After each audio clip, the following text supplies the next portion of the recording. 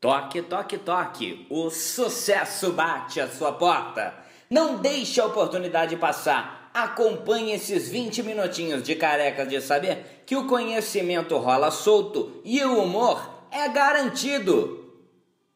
Oi, turma, eu sou o professor Souto. Vamos falar de sombra e penumbra.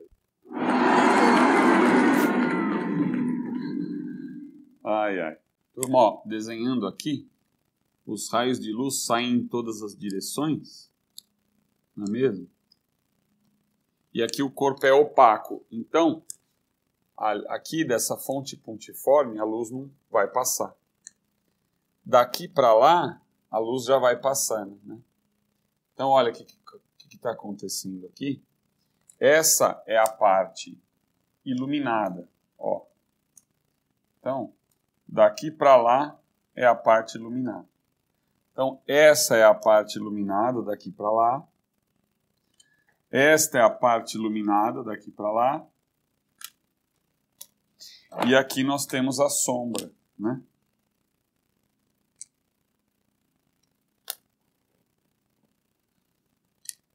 Aqui nós temos a sombra. Essa cor não está muito boa, não? Deixa eu mudar de cor aqui. Aqui é a sombra, né? Tá? Ó, aqui é a sombra. Repare que nós temos aí dois triângulos, né? Então, se o examinador perguntar para você qual é o tamanho da sombra, você vai trabalhar com semelhança de triângulos. Teríamos isso daqui, ó. O comprimento da sombra eu chamo de S. O objeto opaco eu chamo de O, né? Essa daqui é a altura, que é a distância. A altura desse triângulo é a distância da fonte até o obstáculo, né? E a distância da fonte até a tela, que aqui é um telão, né? Aqui nós temos a tela, por onde nós estamos vendo aí a formação da sombra e a parte iluminada. Aí essa distância aqui, vamos chamar de D1, que é a distância da fonte até a sombra. O tamanho do obstáculo, o tamanho do objeto opaco, que eu posso chamar de O mesmo. Então a gente faz uma semelhança de triângulos. Como é que ficaria aqui? Ficaria o S, ó, a base do triângulo maior está para a altura maior, assim como a base do triângulo menor está para a altura menor. Então, como é que eu organizo isso? Deixa eu apagar assim, depois eu continuo aqui, essa parte. Ó, então eu vou organizar isso como? A medida da sombra está para a altura desse triângulo, que é a base do triângulo, que é a medida da sombra, é a base do triângulo maior, né? Está para a distância desta sombra até a fonte, aqui é a fonte, assim como o tamanho do obstáculo está para a distância do obstáculo até a fonte, tá? Então, é a mesma conta que nós fizemos no exemplo anterior, tá? Agora eu vou falar de penumbra, porque aqui só tem sombra e parte iluminada, tá? Não esqueça que essa daqui para cá, ó, daqui para cá é a parte iluminada. Parte iluminada. Tá? A parte iluminada daqui para lá e a parte iluminada daqui para cá, tá bom? Turma, vamos entender então. Aqui nós temos uma fonte de luz, pode ser uma lâmpada incandescente, uma lâmpada fluorescente, aquela lâmpada extensa, né, da sala de aula. Aqui nós temos um anteparo, um corpo opaco, a luz não atravessa esse corpo. E aqui uma tela de projeção. Então veja bem, se eu estiver nessa parte da tela, ó, repare que eu vou poder enxergar nesse ponto, ó, posso enxergar toda a lâmpada, tá vendo? Então, nesse ponto, eu estou enxergando a lâmpada inteira. Esta é a parte iluminada. Então, daqui para lá, nós podemos ver a tela totalmente iluminada. Então, essa é a parte iluminada. Agora, se nós estivermos nessa posição aqui, repare, ó, nesta posição, aqui, eu enxergo uma parte da lâmpada, ó. Daqui para lá eu só enxergo por exemplo, aproximadamente aqui, a metade da lâmpada, ó, que eu consigo enxergar, tá vendo? Então essa parte não é nem totalmente sombra, nem totalmente iluminada. Nossa. É a parte chamada penumbra. Então aqui nós temos a penumbra. Penumbra é assim. Não é nem totalmente sombra, nem totalmente iluminado. Agora repare este ponto aqui, ó. Este ponto aqui, ó, tá vendo? Olha o anteparo impedindo a visualização da lâmpada. Então, nesta região, nós temos o que a gente chama de sombra. Tá? Esta região aqui é a sombra. Aqui, novamente, a experiência da penumbra, ó, veja. Eu consigo enxergar a lâmpada daqui para cá, ó. Repare que eu não estou conseguindo ver a lâmpada inteira, tá vendo? Nessa posição, então, eu tenho o chamado penumbra novamente. Nossa, não dá para saber o que é penumbra. Está escrito penumbra aqui, turma. Está escrito penumbra, tá? Acredite se quiser. Deixa eu apagar aqui. Então, essa parte aqui, esta parte aqui, ó, aqui é a penumbra. Tá? Essa é a penumbra. Daqui para baixo, ó, você não está vendo mais nada aí, é a parte iluminada, tá bom? Então nós temos essa ideia da penumbra, porque se eu estiver aqui, olhando aqui, eu não estou enxergando a lâmpada inteira. O mesmo aqui, tá? Isso que você precisa saber. Agora vamos falar de eclipses solar e lunar, tá? Turma, então, vamos analisar, ó. Aqui é o eclipse solar, né? A Lua tampa o Sol. Eu estou aqui na Terra, ó. Desse ponto aqui eu não enxergo o Sol, certo? Então, quem estiver nessa região verá um eclipse total do Sol. Quem estiver aqui verá uma parte do Sol, ó, veja bem. Quem estiver aqui verá uma parte do Sol. Então aqui nós temos um eclipse parcial. Então nesta região aqui é um eclipse parcial. Vamos chamar de P. Tá? Aqui a mesma coisa, ó. Eu vou enxergar uma parte do Sol. Então também é um eclipse parcial. E quem estiver desta região para lá não verá eclipse algum, tá? Porque daqui a gente enxerga o Sol inteiro, tá bom? Agora eu vou falar do eclipse lunar. Turma, então, aqui é o Sol, a Terra, a Lua. Veja bem, agora é o eclipse lunar. Quem sumiu aqui é a Lua. E o eclipse aqui, tá vendo? Nessa região, quem estiver nesta região não presenciará o eclipse total da Lua, não é verdade? Aqui nós temos a penumbra, daqui para lá a parte totalmente iluminada, daqui para cá a parte totalmente iluminada.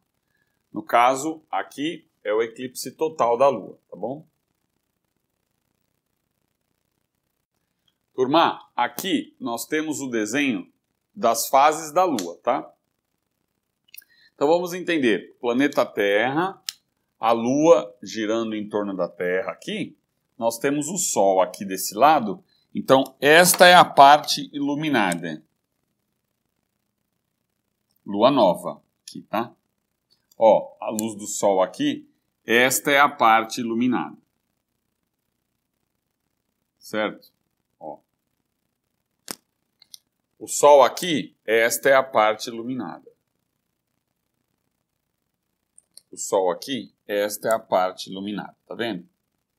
Então, nós temos aqui, na perspectiva da Terra, quem está aqui, ó, está vendo pouca iluminação da Lua, que a iluminação está para cá, a Lua nova.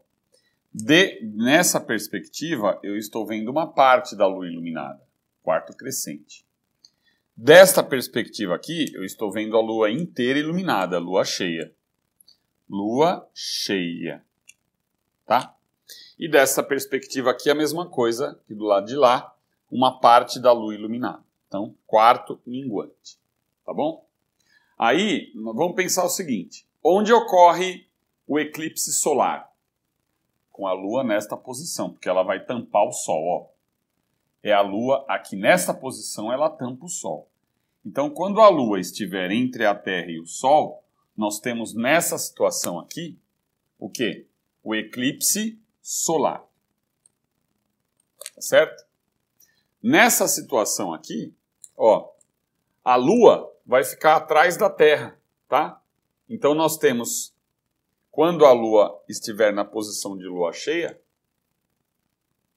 claro, inclinado de forma que ela suma, ela desapareça, né? Não sofra a reflexão da luz do sol, aqui é o eclipse lunar. Então você pode gravar... Nossa, esse R ficou lá no infinito, né?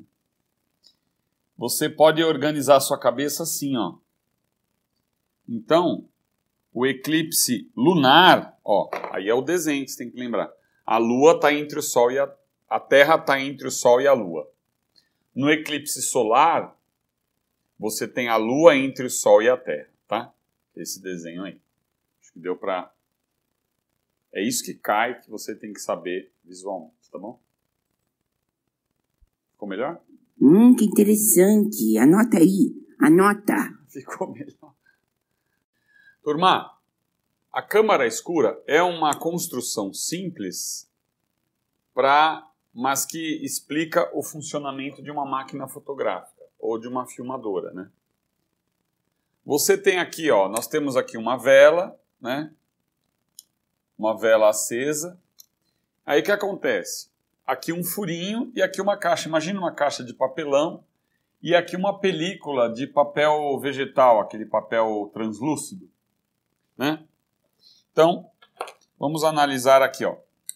Essa base da vela, a luz se propaga em linha reta, ela atravessa o furinho da câmara. Então, ela vai atravessar o furinho e vem para cá, né? Então, a base da vela vai aparecer aqui em cima, certo? E o topo da vela vai aparecer aqui embaixo, ó. Então, a imagem vai aparecer invertida, porque, ó, esse raio de luz vai incidir aqui. Então, fazendo aqui um desenho da vela, você vai ver uma coisa parecida com essa daqui. A vela invertida. Essa imagem, a imagem da vela invertida, tá? Aí, o que vai aparecer para você no exercício? Vai aparecer a distância do objeto até o orifício.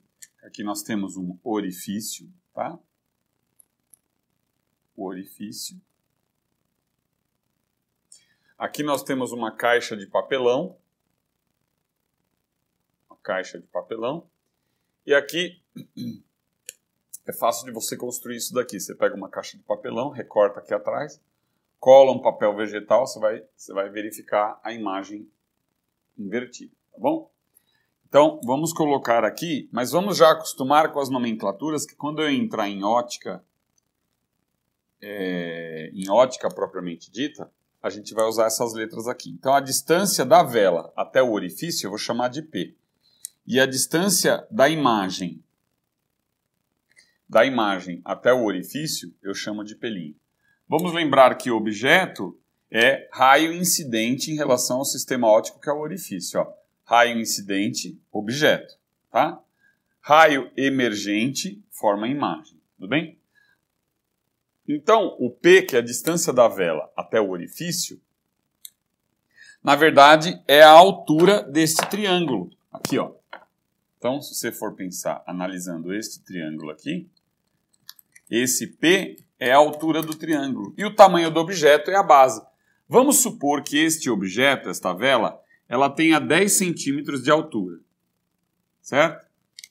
Eu quero saber qual é o tamanho da imagem formada. Qual qual é o tamanho da imagem?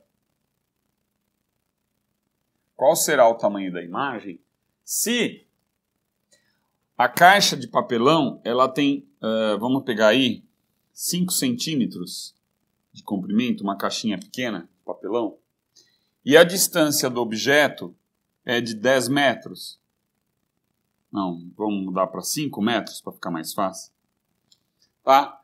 Então a distância do objeto até o orifício é 5 metros. Aí o que eu faço? A base do objeto está para o tamanho da altura, que é P, assim como o tamanho da imagem, semelhança de triângulos, o tamanho da imagem está para a distância P' da imagem até o orifício. Substituindo aqui, tamanho do objeto 10 centímetros, a distância P, eu vou passar para centímetros, aqui nós temos 500 centímetros, porque 1 metro é igual a 100 centímetros, né? O tamanho da imagem é a pergunta do problema, e o P' é 5 centímetros. Né? Isolando o I, nós vamos passar o I multiplicando, o que vai acontecer? Nós temos aqui, continuando, que o I vai ficar igual a 5 vezes 10, 50, dividido por 500, aqui nós temos 0,1. Qual é a unidade que eu estou usando, turma? Ó, aqui não é centímetros. Então, nós vamos ter uma imagem de 0,1 centímetros, tá? Então, ó, centímetro, centímetro, centímetro. Que é igual a 1 milímetro. Então, 0,1 centímetro é igual a 1 milímetro. Quer dizer, o tamanho da imagem bem pequenininha, tá? Então, esse seria o tamanho da imagem.